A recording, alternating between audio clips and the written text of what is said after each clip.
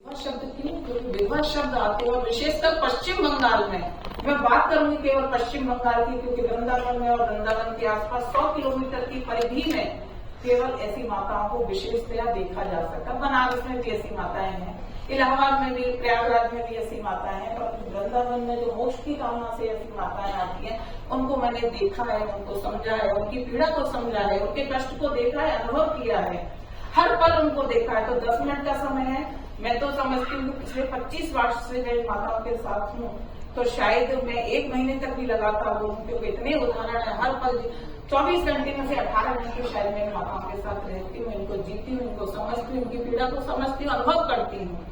कहने का आशय ये है कि पति के मरने के बाद और विशेषकर पश्चिम बंगाल के दूर दराज गांवों में जहाँ भी शिक्षा का अभाव है, वो देश, वो राज्य जहाँ दुर्गा की पूजा होती है, वहाँ मातृशक्ति का इतना बड़ा अपमान कि पति के मरते ही उस माँ को या तो वृंदावन की ओर धकेल दिया जाता है या छोड़ दिया जाता है, या उसको इतना अपमानित, इतना प्रताड़ित किया जाता है कि वो स्वयं वृंदावन में आती है। क्योंकि कितनी माताओं से मैं मिली हूँ, कितनी माताओं को मैंने देखा है जो अपने वैधव्य जीवन के अभिशाप को लेकर वृंदावन में है, वो सड़क पर जीती हैं, सड़क पर मरती हैं। अभी सरकारों ने उनके लिए आश्रय स्थल बनाए, उनको भोजन की व्यवस्था की है, उनके लिए छत की व्यवस्था की है, उनके लिए मेडिकल की व्यवस्था की है, और मरने के बाद शायद सम्मानजनक अंतिम संस्कार की व्यवस्था भी की है। बात होती है 2011 की, जो मैंने पहले जिक्र किया कि 2011 में एक सर्वे आया था, जिस सर्वे को मैंने किया और मैंने देखा कि जो माताएं सारा जीवन अपना सम्मान पूर्वक नहीं व्यतीत कर पाई, वो मरने के बाद उनका अंतिम संस्कार भी सम्मानजनक ढंग से नहीं होगा।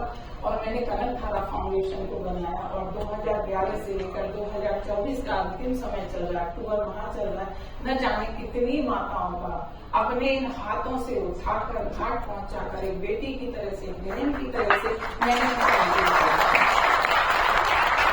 बात आती है, क्योंकि सर्वेक्षण में कुछ ऐसी चीजें आई थी जो हृदय को बेद गई। वो महिला किसी के परिवार की बेटी है, ये दुर्भाग्य है उसका कि वो विधवा हुई और वो वृंदावन में आई।